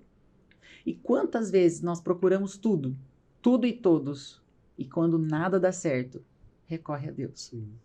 Né? Que de repente ali naquele momento foi seu caso. Não, eu empresto dinheiro, eu pego o helicóptero, verdade. eu corro, eu tenho amigos, porque é natural, vai para o humano, o que a mão pode tocar. Perfeito. Mas ali, não, você não está entendendo. Agora, só Deus, né? E você sendo um pastor, porque lembra, nós somos seres humanos, né? Sim. E a nossa tendência humana é fazer o que a nossa mão toca. Verdade. E ali você clamou ao Perfeito. Senhor com todo o seu coração, né? Assim como eu clamei ao Senhor com todo o meu coração e Deus fez o impossível. Verdade. Lu, essa história sua, ela é tão impactante para mim, porque nós criamos padrões, né? Nossa mente é muito criar padrão. E quando você conta essa história para mim, o meu padrão automático é falar o quê? Imagina que você foi lá pra Bauru. Não, você tem que ir pra sua filha, você cuida da sua filha, seu primeiro ministério. Só que isso é entre você e Deus. Sim, naquele momento foi. Exatamente, é algo que o Espírito Santo falou pra você. Sim. Se você fosse me pedir um conselho, eu te falaria, Lu, não, vai pra sua casa, ué. Cuidar É da sua filha. filha, cuidar da sua família. Só que é algo entre você e Deus. E olha que interessante, você fez o que você sentiu que Deus estava te instruindo, Sim. mas você também recebeu a bênção dentro da sua própria casa. Ou seja, não é que você abandonou sua filha e negligenciou sua filha, não. Como você tinha me dito, você várias vezes já tinha ido na escola. E o seu esposo estava à disposição Sim. de ir lá. Não é que você negligenciou, eu não, de forma abandonei. alguma, isso. Você simplesmente fez aquilo que você sentiu que era para ser feito naquele momento. Sim. E quando você me conta essa história, eu lembro daquele filme Fazendeiro e Deus. Uhum. Você já assistiu esse filme? Não sei se você lembra da cena. Tem uma cena que uma mulher toma um raio cai em cima da cabeça dela, ela morre, ele vai lá, ora, a mulher ressuscita. E numa cena mais pra frente, ele tá andando com o sobrinho dele no trator, ele passa num buraco, o sobrinho dele cai, o trator passa por cima do sobrinho dele, vai pro hospital, morre, e ele não ora e ressuscita. E eu fiquei assim, mas orou pela mulher estranha lá e ressuscitou, e não orou pelo sobrinho. Porque aí eu lembro das palavras de Jesus. Eu só faço aquilo que eu vejo o Pai fazer. Sim. Não foi todo mundo que morreu que Jesus ressuscitou. Não. Não foi todo mundo que ficou doente que Jesus curou. Mas muitos tiveram acesso a ele porque ele viu o Pai dizendo, vai lá e faça. Exato. Então, é muito importante viver nessa direção. Essa, viver nessa orientação essa do Espírito sintonia Santo. Perfeito. com o Espírito Santo. Perfeito. É o discernimento Que é de algo espírito. construído, né, Lu? É o discernimento de É espírito. algo construído, não é do dia pra noite. Não também. é o achismo, né? Não é, Isso. eu acho, não é sexto sentido, Perfeito. não. Naquele momento, eu fechei o olho na frente da minha loja, dentro do carro. Eu falei, e agora? E eu fui. E a palavra do Senhor diz, né? Enquanto você cuida dos meus, eu cuido dos seus. Perfeito. Então, eu estava diante de um cenário de 8 dias que a menina poderia vir a óbito, não tinha mais o que fazer, e a minha filha com algumas crises. E eu tenho tanta fé, né, de que Deus está cuidando dos meus e que eu senti no meu espírito que aquilo que eu precisava fazer naquele momento, Sim. e eu entendi claramente que aquilo Não, isso é demais. foi o meu Isaac. Sim. Deixa eu ver se realmente você está disposta a usar os dons e habilidades que eu coloquei dentro do teu coração. Deixa eu entender aonde está teu amor, aonde está a tua confiança, porque eu entendo que naquele momento eu entreguei a minha confiança nas mãos do Senhor. Senhor, cuida para mim. Sim. Senhor, faz por mim. Senhor, assume o controle aqui do leme. E é essa sintonia. As pessoas muitas vezes ligam, né, e falam assim, Lu, ora por mim. Não, meu querido, você pode orar você aí na sua casa, perfeito. Deus está aí. Não, Lu, mas ele te escuta mais do que ele me escuta. Não é assim. Verdade. Talvez eu paro mais para escutar ele do que você, porque Sim. você está sempre correndo, você não Aham. consegue ouvir. Perfeito. Né? Quantas vezes Deus fala, só que nós estamos correndo no WhatsApp, correndo, tentando resolver com o próprio braço. O Tiago Brunet, né, o último método que eu fiz com ele falou sobre o ócio criativo, né, que Jacó teve. Sim. Jacó, aparentemente, era o menos provido, né? Sim. Esaú já tinha a bênção, Esaú era ali um caçador, era, né, aparentemente quem ia dar certo. Mas Jacó ficou lá na tenda, cozinhando e pensando, cabeça tranquila, fazendo ali a estratégia. Sim. Ele foi estratégico, ele se posicionou, se preparou, esperou. Peraí, o que ele vai precisar agora? Vai chegar com fome, cansado? Eu vou oferecer. Se ele quiser, eu vou fazer minha proposta. Então, Jacó, por ele estar descansado, ele se preparou. Sim. Esaú, cansado pra caramba, com fome. Tomar decisões. Dá logo esse prato aí, vai. Deixa eu comer logo. logo. Hoje sobre isso. Deixa eu comer logo isso daí. Vai, pra que me serve isso daí? A pessoa troca promessa por proposta. É isso aí. É trocar, é não ter a paciência de esperar. Perfeito. E tomar decisões com a cabeça quente. Cabeça quente, nervoso, cansado. É isso aí. Estressado. A importância do descanso, né? De ter uma mente descansada, sábia, tranquila. E até para ouvir os direcionamentos de Deus, né? Lógico. É você enxergar coisas que ninguém enxerga. Verdade. Eu sempre oro, né, por ideias criativas. O Senhor, visita o teu povo com ideias criativas. Legal. Porque uma ideia muda o jogo. Total. Uma ideia. Você sai de uma pessoa endividada, como eu estava, pra caramba. Você sai de uma pessoa endividada para uma pessoa de sucesso. Você sai de uma situação de deserto para uma situação de abundância, de plenitude. Você fala, uau, caraca, o que está acontecendo? Não, isso é demais. O que está acontecendo? Mas é esse descanso, né? Esse momento de descanso para ouvir a voz de Deus. Sim.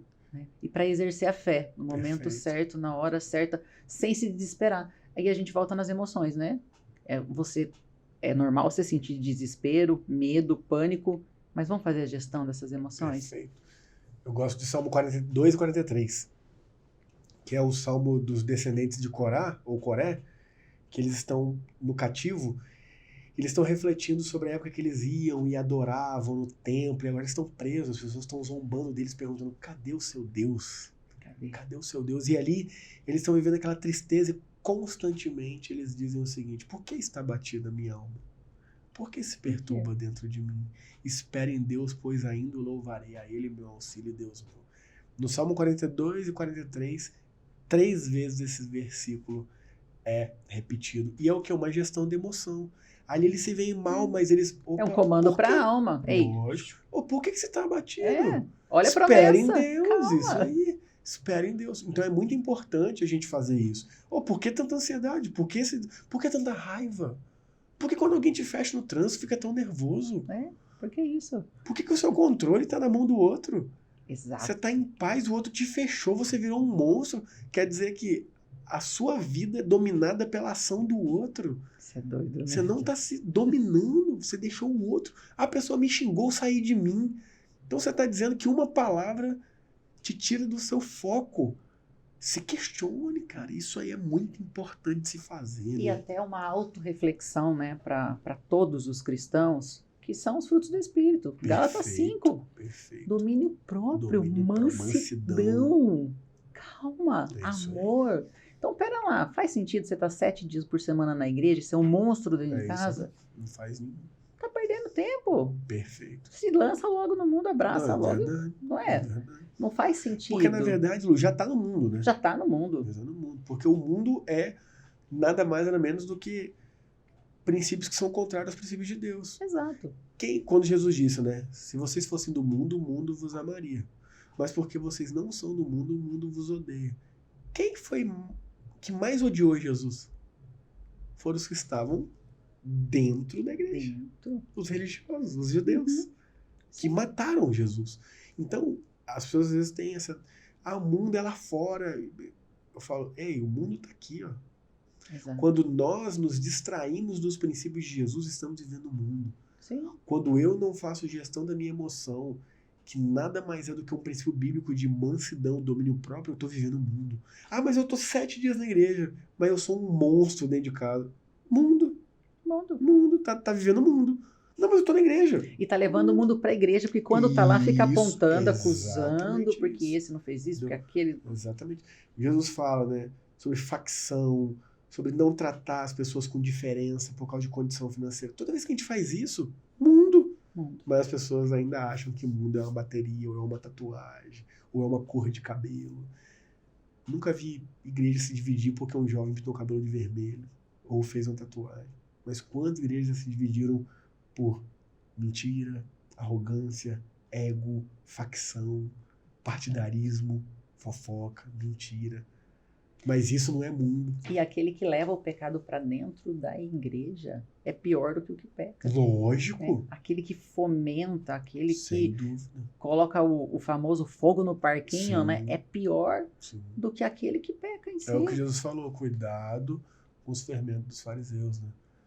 São líderes, são pessoas renomadas, mas estão sempre ali, ó, semeando a discórdia, a contenda.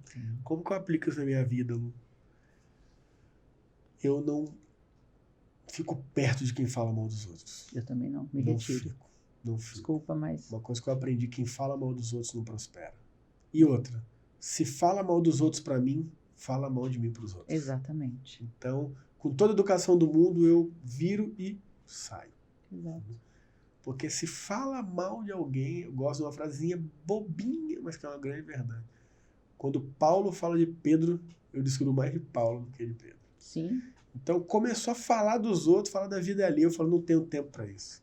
Eu falo, tenho tanto projeto na vida, tanta coisa pra fazer que eu não tô dando conta, que eu vou perder aqui falando mal dos outros, sabendo que a palavra tem poder e que isso se volta contra mim. Tô fora. Ó. E o tempo é o bem mais precioso e o mais caro que nós temos. Exatamente. Mais caro. Exatamente. E como que nós alimentamos a nossa alma? Pelo que nós vemos e ouvimos. Perfeito. E você vai querer se alimentar a sua alma com Jamais. Porcaria, com lixo dos outros, com feridas coisa dos boa, outros? falar de coisa boa, projeto, mudança de vida, como fazer pra melhorar. Ó, tô aqui conversando com você, você já me passou um monte de contato bom aqui. Eu falei, nossa, eu tenho mentoria, eu não dou canetinha pros meus mentorados. Aprendi coisa boa. Eu falei, não. Caneta, pra cima, ideia boa, quer crescer. Então, todas as vezes que eu te encontrei, depois que a gente se reencontrou, é só conversa boa. Eu falo, não, é esse tipo de gente, Lu, que eu quero estar perto. Lu, vou receber todo mundo com amor. Vou tratar todo mundo bem. Mas pra sentar na mesa comigo e eu sentar na mesa junto, eu vou estar com gente que quer. Que quer crescer. Que é melhor do que eu, que é mais humilde que eu, que é mais inteligente que eu, que tá buscando viver os princípios de Deus. E não é interesse, não. Não é interesse, não. É simplesmente querer me espelhar com pessoas que estão querendo. É ser intencional. É isso. Aonde você quer chegar? É então, para eu chegar, eu preciso trilhar esse caminho, eu preciso ser intencional. Aprender com essas pessoas, né? Exatamente, Perfeito. É trilhar o mesmo caminho. E falando de projeto, fala um pouquinho aí dos teus projetos, o que vem por aí, novidade por aí. Então, eu lancei, né, a empresa Três Pilares, que é uma empresa tem como objetivo fazer imersões, né, que buscam levar transformação para a vida das pessoas nessas três áreas, né, a área da espiritualidade, da saúde e das finanças. Muita gente perguntando, vai ser sempre você, o Tiago e a Maíra? Não. Vão ser convidados distintos, com proporções distintas. Então, teve o Três Pilares, foi o primeiro lá em Campinas, 1.000 pessoas, um negócio grande, mas a gente também vai fazer um Três Pilares menor, sabe, com outros princípios. Por exemplo, a gente pode trabalhar performance ali como um dos pilares, a gente pode trabalhar inteligência emocional como um dos pilares. Então a ideia é fazer várias formas de três pilares em imersões, mas grandes, menores, 1 dia, 2 dias. Então a ideia é desenvolver o Três Pilares nesse sentido. Então esse é o meu projeto aí, que acabou de sair do forno, acabou de ser executado. Eu também tenho mentorias, que eu trabalho o Mapa da Vida, que você conhece. Então eu faço o quê? Eu pego as 9 áreas ali do Mapa da Vida e trago aplicações bíblicas, práticas e estratégicas para que a pessoa consiga, na prática, sair dessa vivência que ela está e chegar naquilo que Deus tem para ela. Comodismo, né? Exatamente. É o sempre romper. buscando evolução aí. É o romper. Sou pastor da IP Cavinato, igreja do coração, no bairro Jardim Cavinato. Quem não conhece, @IP Cavinato, segue lá. Todos os domingos temos ali culto às 9 da manhã e às 19 horas. Durante a semana, células nas casas. Então, estou lá também todo domingo. E também eu tenho uma caravana para Israel, junto com o Tiago Nino e com a Maíra. Que a gente vai sair em março aí, se Deus quiser. Uma benção. Se Deus quiser, a gente está aí com uma galera para ir para lá. E eu também estou dentro dos cursos da Maíra, com a parte de aplicação espiritual de tudo que ela trabalha, que é a gestão de emoção. Então a Maíra não fala... Você viu a palestra dela? Sim. As pessoas pensam que Maíra é da cardápio. Não, quem faz isso são os nutricionistas Sim. dela. Ela trabalha com gestão de emoção, aplicando a questão da alimentação. E aí o que eu faço? Quando ela trabalha ali a rejeição, dentro da inteligência emocional, do desenvolvimento pessoal, eu venho em seguida e dou uma aula sobre... Por que você não precisa se sentir rejeitado? Porque Deus te aceita. Porque Deus te recebe. Você é filho, você é filha. Então, estou nessas áreas de atuação aí. Ótimo. Atualmente. Eu vi que você lançou também uma mentoria de casais, né? Você e sua esposa na também, verdade, é um curso. Né? É um curso, É um né? curso. A gente lançou lá no Três Pilares, né? E a gente não fez o lançamento oficial ainda, a gente está trabalhando aí para fazer o lançamento oficial nas redes e tudo mais, que é o Comunicação de Verdade para Casais. Extremamente necessário. É simples, assim, é simplesmente a partir de princípios bíblicos e de ferramentas do desenvolvimento pessoal, da comunicação não violenta, ensinar os casais a conversar. Sim. Conversar. E por trás disso, né, eu tenho até uma experiência minha, entre a razão e a emoção. Sim. Eu, cristã, mais de 30 anos, ministrando pessoas, né? Minha Sim. célula chegou a ter mais de 100 pessoas, Nossa, então muita gente, cuidando de legal. muita gente, né? Aconselhando. Mas a parte do mulher submissa, rapaz, como isso era difícil para mim. Porque eu sempre fui muito independente, eu sempre tive uma energia masculina muito forte. E na inteligência emocional eu fui descobrir o porquê disso, né? Acessei lá a minha criança, passei... o casamento dos meus pais era muito conturbado, agressões físicas, verbais. Então isso me trouxe uma armadura. Aqui ninguém acessa mais, ninguém fala alto comigo, eu que mando, eu que faço. E eu vi a minha mãe numa dependência financeira muito grande do meu pai, a qual ela não se separava por conta dessa dependência. Então eu prometi para mim mesmo que nunca homem nenhum iria pagar nada para mim. E cresci assim. Então, eu me dava muito bem com meu esposo, porque ele sempre foi um anjo. Pensa, um homem bonzinho, calmo. Então a última palavra sempre era minha. Era sempre. Então eu sabia biblicamente que eu precisava ser a mulher submissa, ele o sacerdote da casa, mas na prática isso não funcionava. Eu não conseguia porque as minhas emoções não me permitiam. Sim. E quando eu acessei a minha criança e dei um novo significado, uau, como isso foi libertador. Eu consegui me colocar do lado dele como uma mulher submissa, né, dar as minhas opiniões, mas deixar que ele, né, tome a decisão, Sim. entendendo que ele é o sacerdote. É o que a Maíra até falou lá na imersão, né? Você honrar e ser uma mulher submissa de um homem cabeça e de um homem sacerdote. Sim, real demais. E eu vejo muito isso dentro, né, do meio cristão. A mulher, ela não abaixa a cabeça para o homem. Não, o homem vai mandar em mim, blá, blá, blá, blá, blá. Mas por quê? Por causa da criança ferida. Sim, e Lu, existe uma explicação dentro da psicologia que também é abordada dentro da consciência familiar, que é mulheres com energia masculina muito grande atraem homens com energia feminina muito grande. Sim. E é o caso meu e da minha esposa. Eu me comunico muito melhor com mulheres. A esmagadora maioria das pessoas que fazem mentoria comigo são mulheres. Na igreja que eu sou pastor, a maioria são mulheres. As pessoas falam, nossa, mas você tem energia masculina, você faz jiu-jitsu, você... Falo, sim, mas em posturas, muitas vezes a minha energia era totalmente feminina. Então a gente se uniu. E aí, como é que resolve agora? Enquanto a minha esposa tentava ter essa postura de dominância, eu não desenvolvia.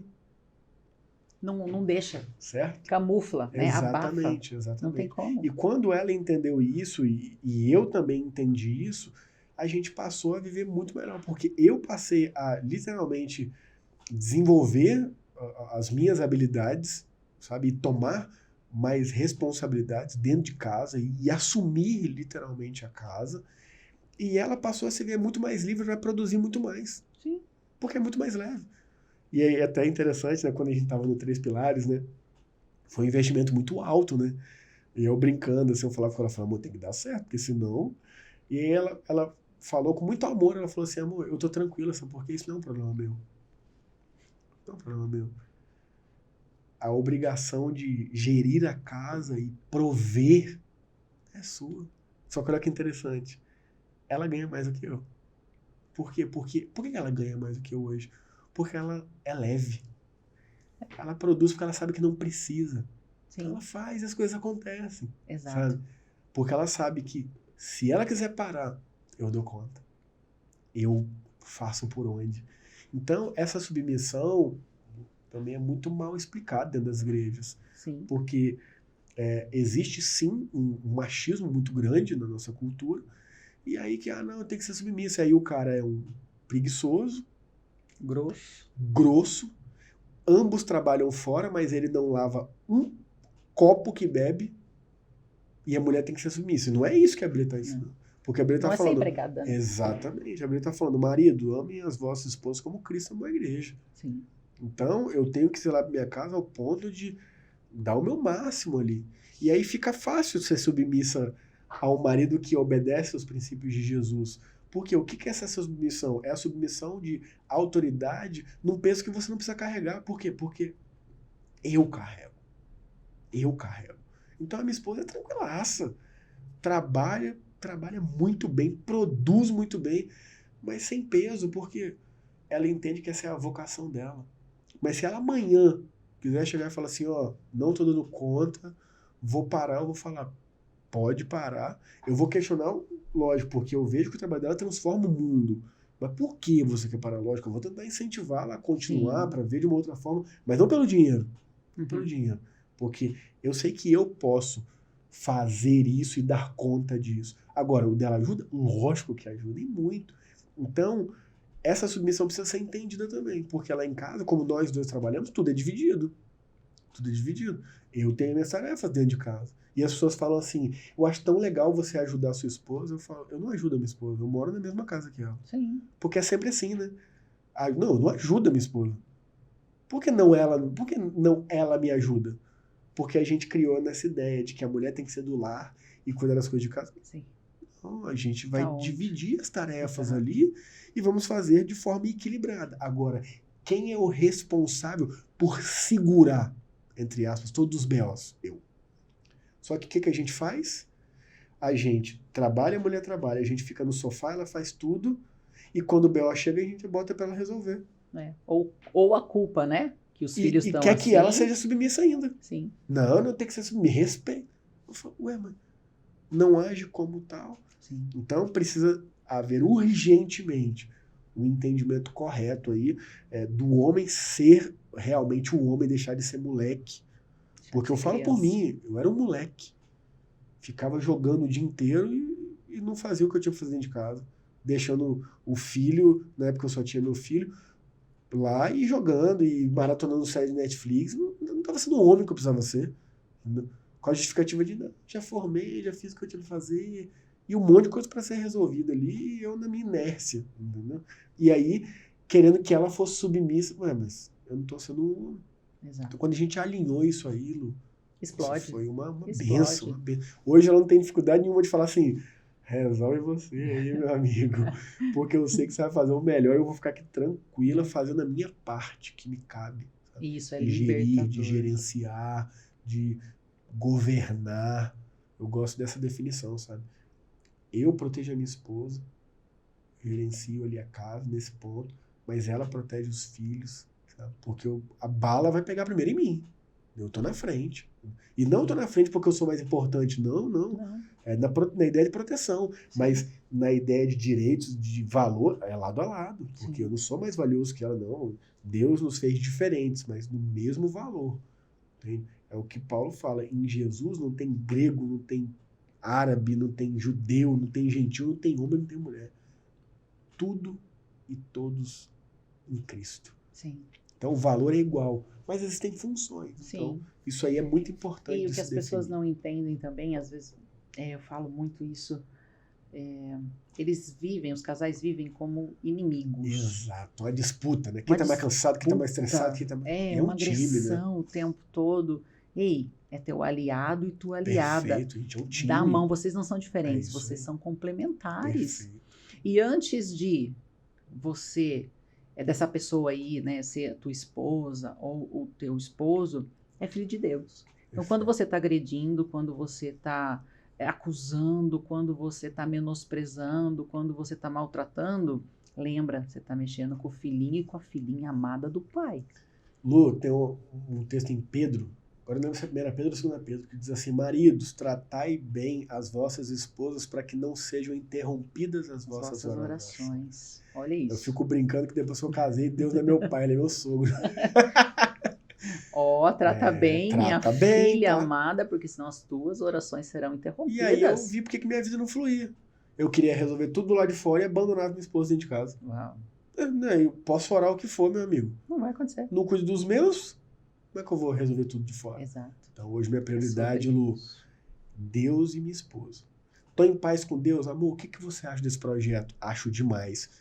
Vou e meto as caras. Ah, mas começa um falar, o outro falar, o outro falar. Não tô nem aí. Tô em paz com Deus. Antes não. Antes sabe o que eu fazia? Ah, tô em paz com Deus. Fazia, falava pra todo mundo e minha esposa não sabia. Ficava sabendo através dos outros. Que tristeza. Nada dava certo, nada fluía. Não vai. Hoje as coisas acontecem naturalmente. Alinhou? Alinhou. Tô em paz com Deus, amor, o que você acha? Demais. Aí vem crítica, vem, tô nem aí. É Tô nem isso. aí porque vai, e a coisa acontece. É Dá sobre certo. isso, e Deus acontece. abençoe. Uau. Isso é demais. Que demais te ter por aqui, viu? Feliz demais com a Muito tua feliz presença. também, Nós vamos ter que marcar mais, né? Porque... Ô, por favor. Tem coisa pra falar, né? Meu Deus do céu, tem muita coisa para falar. Eu espero que a gente consiga desenvolver um trabalho aí juntos. Tenho Sem dúvida, certeza se Deus que quiser. nosso propósito, né, ele está caminhando Totalmente. para o mesmo alvo, Verdade. que é conduzir pessoas, né, ter uma vida plena, uma vida sistêmica, uma vida em Deus, Sim. uma vida com fé, com princípios e com transformação de vidas, né? Costumo dizer para os meus discípulos, ó, a nossa missão aqui é saquear o inferno e povoar o céu. É isso aí. Nós vamos saquear o inferno e povoar o céu. Perfeito. Né? Eu quero chegar lá diante de Jesus e deitar no colo dele e ele passar a mão assim na minha cabeça e falar assim, ai, que orgulho de você, filha. É isso aí. Que orgulho de você. Você não olhou para nada nem ninguém. Você foi firme, rente ao alvo e é isso aí. É sobre isso. Obrigada, viu? Eu que agradeço. Obrigada. Deus abençoe e continue nos capacitando. Amém. Com muita humildade e poder para fazer o que Ele quer e o que Ele tem para nós. Amém. É sobre isso. Vamos junto. Como que tá a sua rede social? Thiago com H, né? Thiago Candonga, Thiago com TH. É isso aí. YouTube, Twitter, Thread, tudo. @Thiago Candonga. É isso aí. E para você que ainda não me conhecia, meu Instagram está @luburger e o meu YouTube também. E logo mais teremos novidades. Ontem assinei com uma editora. Parabéns, que Tem alegria. novidade Parabéns. aí. O Senhor me deu um direcionamento para escrever um livro sobre ativação de fé. Então, se você está aí desanimado, desistido da vida, sem perspectiva nenhuma, esse livro é para você. Logo estarei aí anunciando, né? Parabéns, que alegria. A nossa publicação, né, desse livro vai ser um dia de muita alegria, de muita festa. Tenho certeza que vai impactar milhões de vidas. Logo estarei aí anunciando para vocês. Amém. E se ninguém acreditar em você, eu quero te dizer que eu acredito, que Deus acredita. Você é um projeto de Deus que nasceu para dar certo. Ainda que o mundo diga que não, ainda que as pessoas te acusem, lembre-se, você foi feito imagem e semelhança de Deus. E sim, você é um projeto de Deus que nasceu para dar certo. Beijo no teu coração. Deus te abençoe. #tamo junto? Tamo juntas. Até depois do fim. Amém. Deus abençoe. Amém, minha amiga.